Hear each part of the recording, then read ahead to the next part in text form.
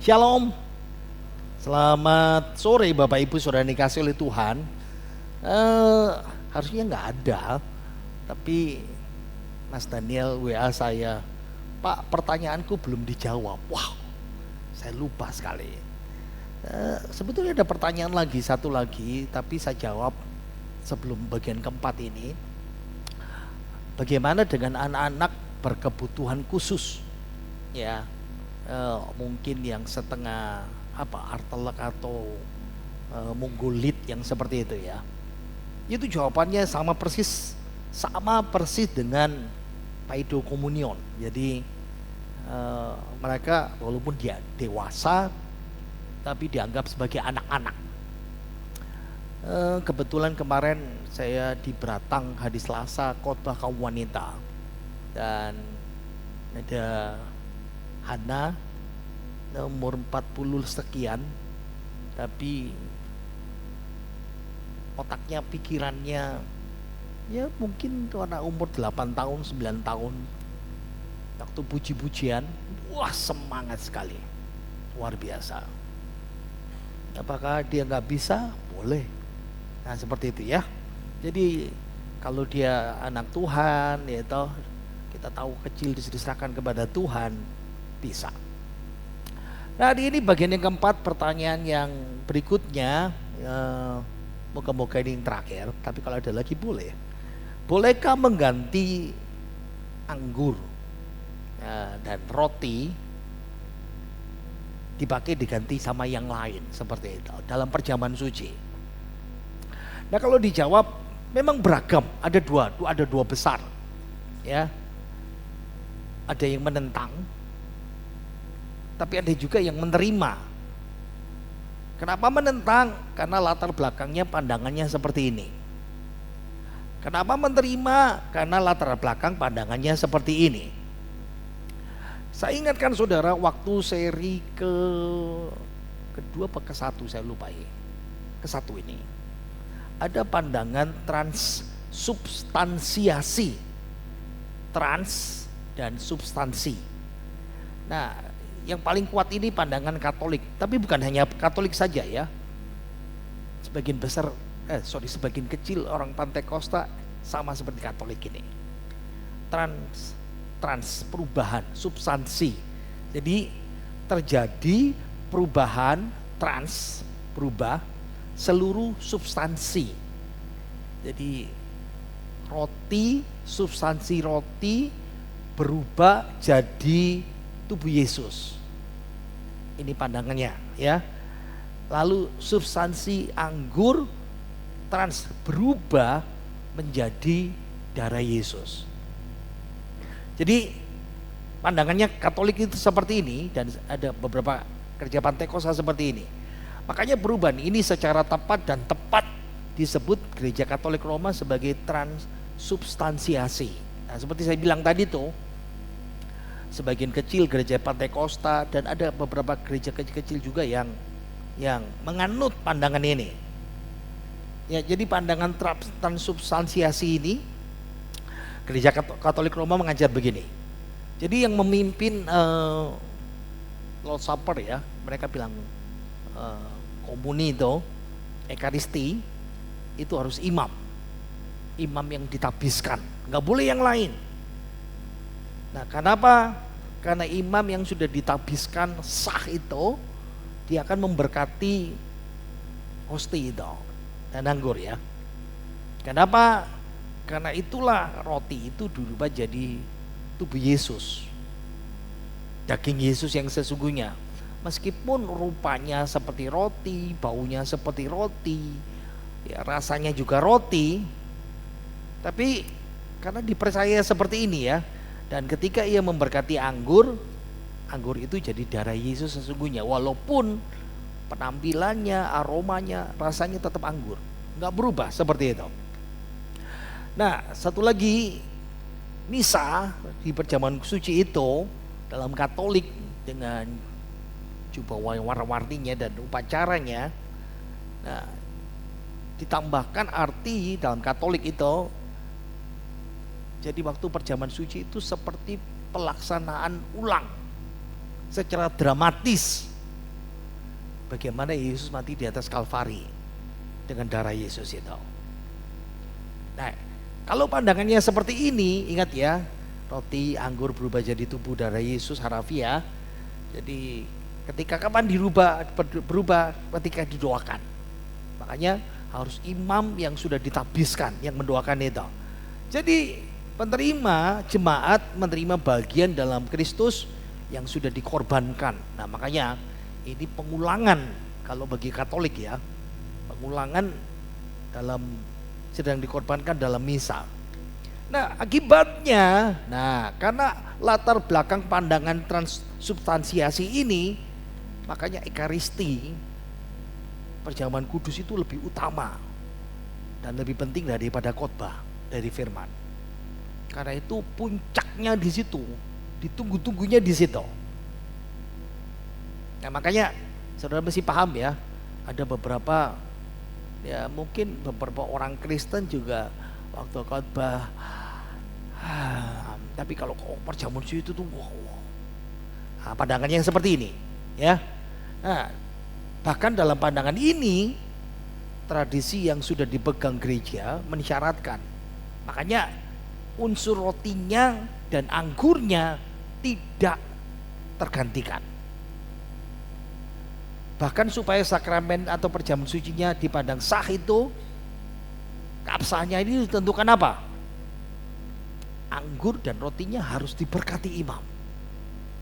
Kalau itu kan bilang pendetanya ya seperti itu ya. Alat yang dipakai pialanya harus khusus. Pelaksananya gereja yang memberi. Dan karena pandangan transubstansiasi ini, maka mereka berpendapat bahwa anggur dan roti gak boleh diganti sama apapun. Ya, yang mirip-mirip pun gak boleh seperti itu. Sekarang saya tidak membicarakan kelompok transubstansiasi. Sekarang saya tidak membicarakan kelompok kecil Pentakosta. Sekarang saya membagikan pengalaman saya. Saya duduk di sini, ya. Lalu didatengin anggota gereja ini Protestan. Gerejanya asal mulanya dari Taiwan.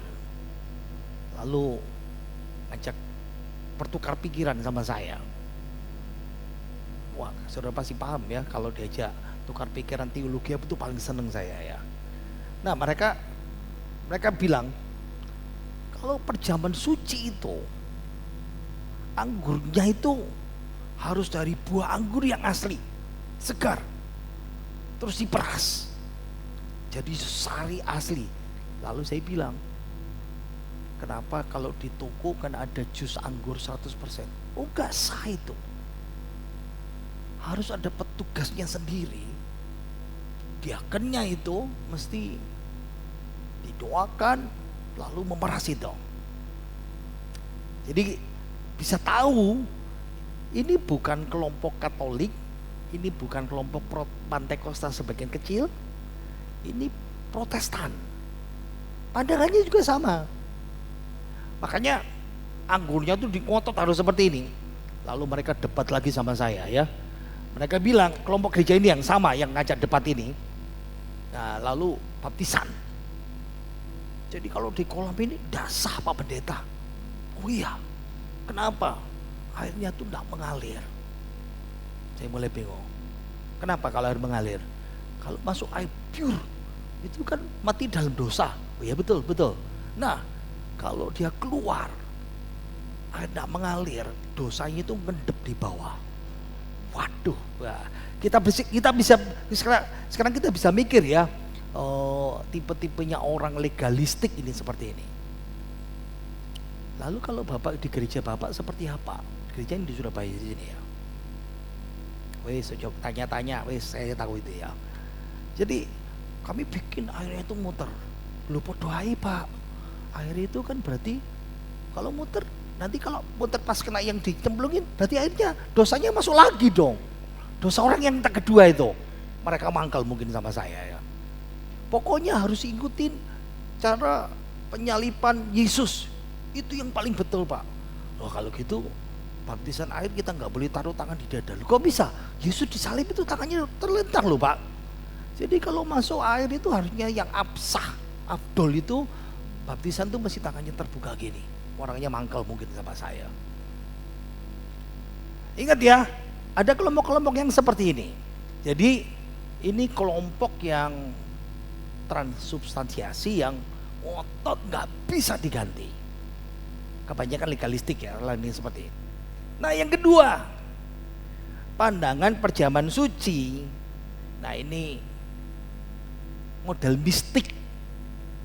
Memang tidak saya terangkan kemarin, magic, sinkritisme. Pandangan ini dianut sebagian orang Kristen di Indonesia, ya, bahkan negara Asia yang kental dengan mistik sama magic, magisnya itu. Nah, substansi atau materi roti dan anggur itu secara fisik berubah. Nah ini jadi jimat. Wes, saya tahu pikiran saudara. Oh, ini pasti gereja sini. Nah, gitu ya. Kenapa? Dipandang bisa ngobatin orang sakit. Kalau perjamuan suci menghindarkan dari kecelakaan, musibah, mendatangkan rezeki, berkat banyak, mujizat kesembuhan, berkat-berkat melimpah. Nah, tipe-tipe begini ritualnya perjamuan suci, anggurnya dioles-oles. Tuhan, perutku sakit Tuhan, dalam nama Yesus ambil sedikit gitu. Ya. Atau habis perjamuan suci tetap maju ke depan, atau pas dibagi langsung ambil 2. Dibawa ke rumah. Atau dicampur lah sama roti sama anggurnya yang seperti ini. Nah, tujuan orang-orang seperti ini mengambil perjamuan suci cuma satu, kebutuhan jasmani, kebutuhan duniawi mereka, kebutuhan hidup. Makanya penganut-penganut ajaran ini jarang menekankan hubungan sakramen perjamuan suci. Ingat ya, bukankah persekutuan dengan Kristus? Ingat ya, kita ngingat di masa lalu bahwa Tuhan sudah mengampuni dosa saya. Perjamuan suci ngingetin di masa depan Tuhan mau datang, dosa kita sekarang dihapus. Makanya kalau tipe yang seperti ini, anggur dan rotinya nggak bisa dirubah. Nah biasanya harus wajib yang dikeluarkan dari gereja itu. Pandangan yang berikutnya, nah, kelompok berikutnya ya, ada konsubstansiasi memorial. Nah ini Lutheran, konsubstansiasi. Jadi roti, anggur, komunitas perjamuan suci secara rohani. Nah lain sama substansiasi trans, gitu, langsung berubah walaupun rasanya tetap sama. Tapi di sini dipandang secara rohani. Ini tubuh darah Yesus. Ada lagi pandangan yang lain ya, misalnya, oh enggak, ini simbol. Oh ini kehadiran secara rohani. Ini hanya cuman peringatan saja. Nah ini saya golongkan dengan kelompok yang ketiga. Ya, dari 4 pandangan itu ya, tidak berubah secara harafiah seperti transubstansiasi, tapi ya, bersama di dalam, di bawah unsur roti. Jadi sang menerima, jemaat menerima pengampunan dosa dan konfirmasi imannya melalui bagian-bagian yang seperti ini. Nah, kalau kelompok yang ketiga ini mau konsubstansiasi memorial, khususnya kelompok-kelompok pandangan ini di Indonesia masa sekarang, perjamuan sucinya anggur, hosti, kekinian yang seperti ini, seperti kita ya. Tapi nah saya mau tunjukkan sebelumnya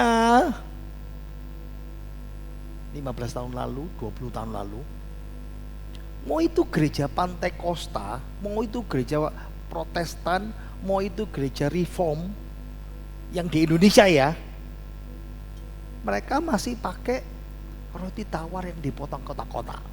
Siapa yang menangi masa itu? Menangi ya? Oh. Saya masih ingat mama saya itu masih motong kotak-kotak. Dan anak-anaknya itu rebutan yang gosong-gosong yang di pinggir-pinggir itu ya. Nah, ingat ya, kalau dibilang layak, nggak layak. Karena perjamuan suci itu rotinya tidak beragi. Matzah itu roti yang tidak beragi. Zamannya Tuhan Yesus itu, bulat itu. Jadi masaknya tidak boleh lebih dari 15 menit. Kalau masaknya lebih 15 menit maka peragian, ada pengembangan. Jadi paham bahwa ini cuman simbol, arti rohani. Dan ini nggak ada yang protes. Betul ya? Saya masih ingat waktu kecil itu, nggak ada yang protes. Bahkan waktu ada juga pakai roti kukus. Siapa yang pernah mengalami zamannya roti kukus? Ya, ini senyum-senyum saya bisa lihat ya. Wow, berarti mengalami zaman-zaman roti kukus itu. Atau cake dipotong kotak-kotak itu. Wah, itu lebih lagi itu. Sudah diragi, mengembang, dikasih manis lagi. Tidak bisa memenuhi syarat roti tidak beragi, tapi itu berpuluh-puluh tahun dipakai dan nggak ada yang protes. Nggak tahu, mungkin 20 tahun, 40 tahun sudah dipakai seperti itu. Saya masih ingat kalau perjamuan suci zaman saya kecil. Mama saya itu kalau bikin roti kukus itu didandang tuh besar sekali. Satu ketika dia masak bantak, dan itulah yang membuat dia berubah pakai roti tawar.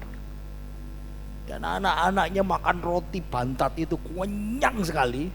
Nggak habis-habis perjamuan suci. Dan jadi perjamuan suci karena rotinya nggak ngembang. Malam-malam mama saya cepet cari roti tawar seperti itu. Bisa paham ya? Oke. Anggur yang dipakai pun anggur orang tua. Dulu gambarnya nggak gini, gambarnya anggur ambil orang tua jenggotan sing botak gitu. Betul ya? Mama saya bikinnya dikasih air, dikasih gula, dikasih beras. Ma apa mam? Biar nggak terlalu ngarak, nggak sereng waktu diminum. Nah, sereng itu biasanya kalau jemaatnya sudah banyak, tahu-tahu kurang. Tantan, hitungan yang datang berapa? Lirik, kurang mam. Mama saya naik ke atas, langsung anggur merah itu ditaruh gitu ya. Jadi yang depan-depan itu, yang layan minum tengseng gini saudara ya. Nah, gak ada yang protes. Paham ya? Kita dulu ngalami yang seperti ini. Kita cari pengganti anggur. Kita pakai jus anggur 100%. Saya beli. Tapi begitu keran impor ditutup, saya harus muter kota Surabaya. Susah nggak dapat. Nah, akhirnya cari yang jungle juice. Wah, itu anggurnya cuman konsentrat, gula. Mau gimana lagi? Beli buah vita, tak cukup. Pergi sub Indomaret keliling-keliling. Bahkan kalau saya pergi misalnya ada puasa doa pendeta GBT kumpul 2 bulan sekali itu pergi Mojopahit. Nah di Mojopahit itu hari terakhir 3 hari doa puasa, di terakhir itu biasanya ditutup dengan perjamuan kudus. Hafal itu yang pimpin. Ya mesti Om Daniel Hindarya, Nenda Om Bernardus Maya. Tahu nggak anggurnya?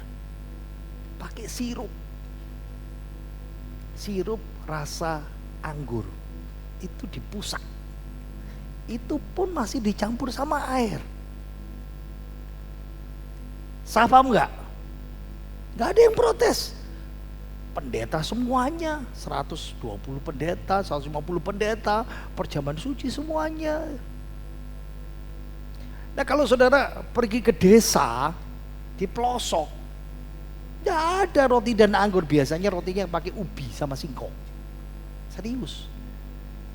Kalau saudara nggak pernah tinggal di desa, nggak pernah pelayanan di desa, tahun 70-an, 80-an itu, wow, roti itu susah, mahal. Anggurnya pakai teh. Tidak ada air putih. Jemaatnya protes? Enggak. Sekarang kalau di luar negeri mungkin saudara lebih senang. Kenapa?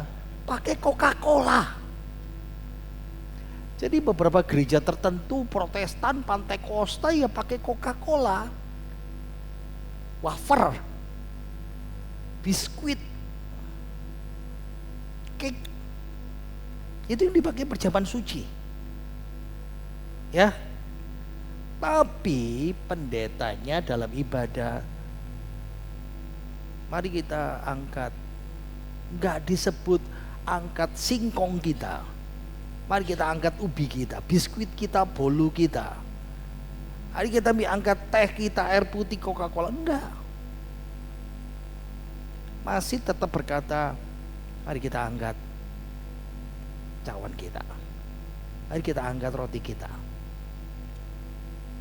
Ingat ya, maka kelompok pandangan-pandangan yang punya gereja-gereja yang punya pandangan yang seperti ini, anggur dan roti boleh diganti dengan yang mirip atau yang ada di tempat itu. Kenapa? Nah itu juga saya katakan sama yang ngajak ke debat saya itu ya, berapa tahun yang lalu itu. Saya ngomong, gerejamu nggak punya cabang di desa berarti ya? Nggak ada Pak. Ya jelas lah.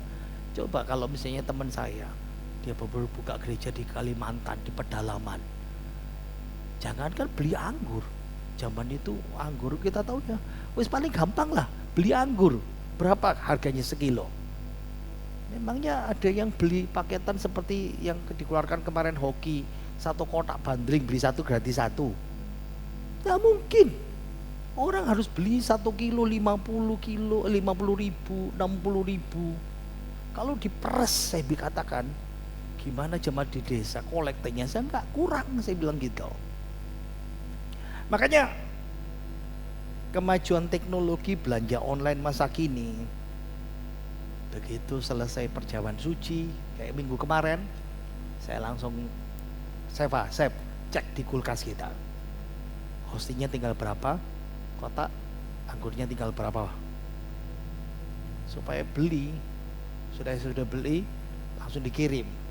Kenapa? Kalau minggu-minggu, kalau akhir bulan, wah biasanya sering habis seperti itu. Jadi kelompok-kelompok yang seperti ini termasuk gereja kita, gak masalah. Makanya waktu kemarin, masih ingat ya, waktu pandemi perjamuan suci, saya mau tanya, rotinya saudara pakai apa? Saudara kalau perjamuan suci di rumah waktu pandemi loh, rotinya pakai apa? Hah? Wafer, biskuit, apa lagi? Ada yang bakpo? Loh iya, enggak apa-apa, dicuil bakpo nih gitu kan. Harus pahamin tuh. Memang pertama kali kita perjamuan suci itu rasanya, kalau saya kan gampang, saya kan punya, ya. Ada yang minta, yes, saya kirim Gojek, tak kirim Gojek. Kalau sudah ada yang minta, kalau sudah saya minta, saya pusing juga ya bayari Gojek sama itu gede nih ya, gosen gitu ya. Ada yang minta sama saya kirim gosen seperti itu. Oke. Ada lagi pandangan yang berikutnya. Nah ini lebih jauh lagi ini. Nah ini yang saudara mesti tahu ya. Ini pandangan kelompok gereja yang teologinya kontekstualisasi. Apa itu? Teologi kontekstualisasi adalah pendekatan untuk memahami dan mempraktekkan iman agama yang ada dalam Alkitab itu, tapi dikontekskan dengan budaya, sosial, sejarah setempat. Nah, itu namanya teologi kontekstualisasi. Kenapa? Supaya Injil itu relevan dan bermakna untuk mengintegrasikan pengalaman dan tantangan khusus masyarakat. Ya, jadi teologi kontekstualisasi itu dikenal dengan enkulturisasi, pembudayaan. Contoh ya, saudara kalau pergi ke Bali, gereja di Bali, saudara lihat modelnya ya model pura-pura gitu. Hanya di ujungnya ada salib, itu aja bedanya. Betul ya Pak Kade ya?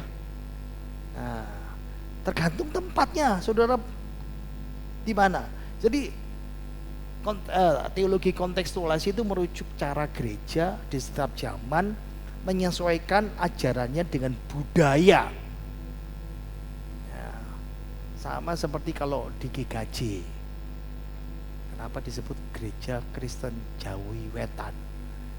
Karena dulu ibadahnya, khotbahnya, nyanyinya bahasa Jawa. Karena tidak semua orang bisa bahasa Indonesia. Tapi zaman sekarang akan Gen Z yang itu bahasa Jawa, kurang gak ngerti. Makanya banyak bahasa Indonesia sekarang. Ya, bahasa daerahnya hanya menyisakan pada orang-orang yang tua seperti itu. Nah, sekarang saya mau bicara. Jadi pemahaman pandangan teologi kontekstualisasi ini bilangnya begini. Orang Israel itu kan makan roti, minumnya minum anggur. Serius. Pada zaman Alkitab ya. Seperti contoh gini ya. Paulus dia suruh Timotius jangan minum air putih saja, minum anggur karena airnya kan kurang bagus. Kalau kita kan aqua ya, kita sekarang ya. Nah, kontekstualisasi berkata orang Indonesia itu makan nasi, makan ketela, makan lontong. Orang Israel minum anggur, orang Indonesia minum air putih, minum teh, dan yang terakhir ini menakutkan ini, toa. Jadi pandangan ini teologi kontekstualisasi berkata gereja punya kebebasan memilih formasi yang mana dan nyaman dalam konteks budayanya. Nah, kebetulan contohnya saya kasih NTT saja lebih mudah karena teman-teman yang di sana. Ada 1-2 gereja di NTT mempraktekkan kontekstualisasinya perjamuan suci, rotinya diganti dengan jagung busi yang di atas itu. Atau ketupat atau kaleso atau lepa. Nah, saya pikir Bu Joyce Cornel sudah paham itu. Tapi kalau saudara datang ibadah ke sana, hari kita makan rasanya kayak apa gitu saudara ya. Tapi lain, kalau saudara orang sana ya seperti ini. Nah, makanya ini namanya kontekstualisasi. Nah, ada lagi, anggurnya diganti sama toa. Toa itu arnira ya. Yang di tengah, gambar di tengah itu. Orang ambil lalu gelasnya di samping itu seperti itu. Atau diganti dengan marungga rebus. Yaitu daun kelor itu ya, dikasih jagung atau yang di atas itu oseng-oseng, yang di bawah itu berkuah seperti itu. Coba saudara kalau begitu kayak apa rasanya? Wah, warak disian ya. Mungkin saudara berkata, iya tambah nasi putih tambah ikan asin mungkin begitu. Makanya, tapi sekali lagi ada bahaya. Nah, harus dipahami ada bahaya teologi kontekstualisasi. Kalau kita pakai budaya setempat menambahkan arti rohani Kristen, ternyata artinya sangat berbeda. Contohnya, dulu sebelum Kristen ada selamatan. Makanya kalau ada orang mati 3 hari, 7 hari, terus 40 hari, 100 hari, 1000 hari. Nah, arti dibalik selamatan ini apa? Kenapa ada selamatan 3 hari? Karena dipercaya orang mati rohnya masih melayang-layang cari jalan. Makanya diselamatin. Nah itu yang menakutkan buat kita. Kalau ini saya kasih contoh yang di budaya kita yang di Jawa aja.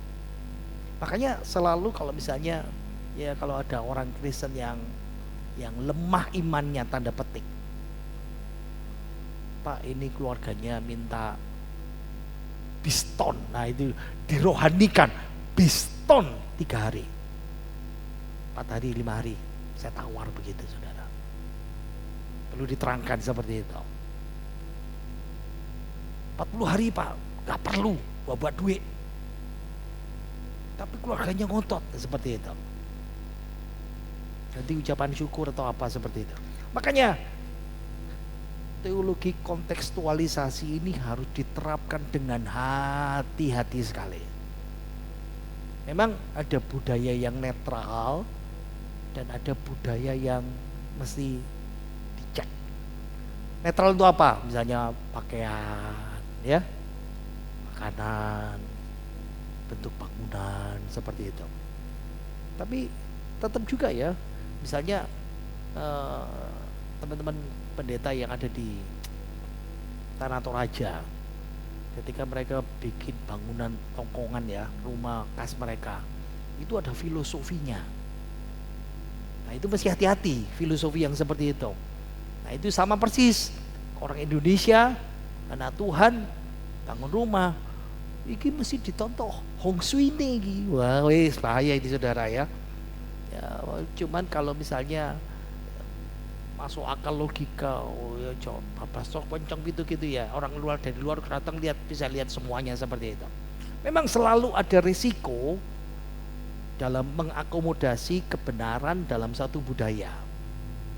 Ya, kebenaran tersebut dikompromikan dan Injil pun hilang dalam budaya itu. Teman-teman, Bapak Ibu Saudara mesti pahami ya. Ini yang banyak terjadi di daerah kantong-kantong Kristen. Ya, kantong Kristen yang di Nias, ya, kantong Kristen yang di NTT, di Ambon, di Papua. Injilnya jadinya tenggelam kalau tidak dijaga baik-baik Injilnya seperti itu. Oke, kita simpulkan. Boleh nggak mengganti anggur dan roti yang lain? Kita tahu sekarang. Tergantung gereja itu pandangannya seperti apa. Ada yang menentang, tapi ada juga yang menerima, bisa. Karena apa yang dipercayai, pemahaman yang dipercayai itu seperti itu. Oke, saya mau tutup. Ada 10 pelajaran dari perjamuan suci kita.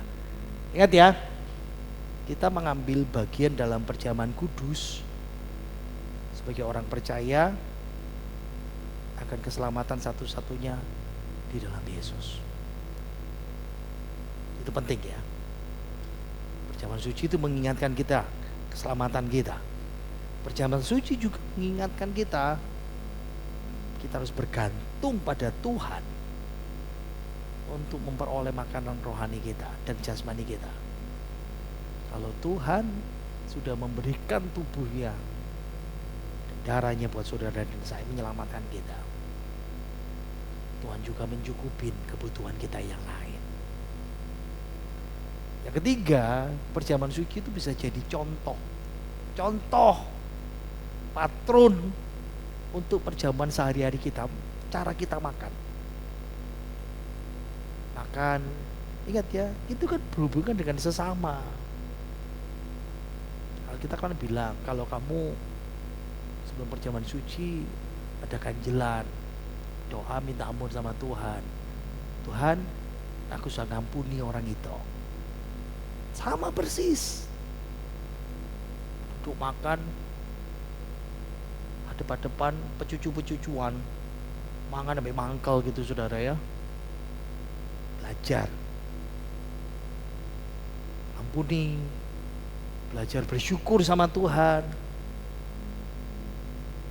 persatuan dengan Kristus, persatuan dengan sesama orang percaya, bicara kebersamaan. Dan ini yang keempat, Kristus itu hadir dalam perjamuan kudus bersama kita. Tapi jangan lupa, Dia juga hadir setiap hari dalam kehidupan kita. Dia menyertai kita. Yang kelima, perjamuan kudus itu salah satu cara kita berkomunikasi dengan Kristus. Masuk perjamuan suci, doa dulu kan, nyanyi, terima, Tuhan terima kasih. Ingat keselamatan kita, kita diampuni.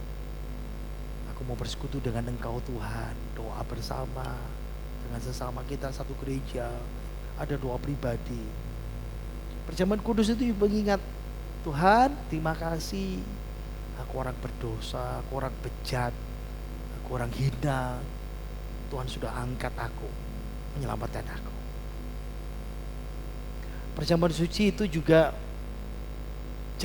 menawarkan jaminan pengampunan. Jujur aja kita jatuh bangun, kita sering jatuh, gagal, jatuh lagi. Kita punya kelemahan-kelemahan tertentu. Itu menolong kita mengingat waktu masuk perjamuan suci, datang kepada Tuhan. Tuhan ampuni aku Tuhan. Tuhan menawarkan pengampunan buat saudara dan saya. Perjamuan suci itu juga meyakinkan kita, lihat ya, Tuhan akan datang kembali. Dia tepati janjinya kepada kita, janji perjanjiannya. Bukan hanya itu saja, tapi janji-janji yang ada di dalam kehidupan kita, janji-janji yang ada dalam firman Tuhan. Ini bicara kesetiaan Tuhan. Perjamuan suci itu membentuk karakter kita. Ya, rendah hati, minta ampun, pemberesan dosa. Tuhan, Engkau sudah mengampuni segala dosaku. Aku mesti belajar mengampuni orang lain. Karakter kita terus menerus dibentuk sama Tuhan. Yang terakhir, perjamuan suci itu membantu kita melihat ke depan. Kalau amal kita kan, dia akan datang, dia memberikan kita hidup kekal. Berarti hari ini kalau kita perjamuan suci, besok, lusa, minggu depan, bulan depan, tahun depan, berapa tahun lagi, itu bicara ke perjalanan hidup kita. Dan Tuhan berkata, aku akan datang kembali. Bapak Ibu Saudara, ini yang Tuhan lakukan dalam kehidupan kita.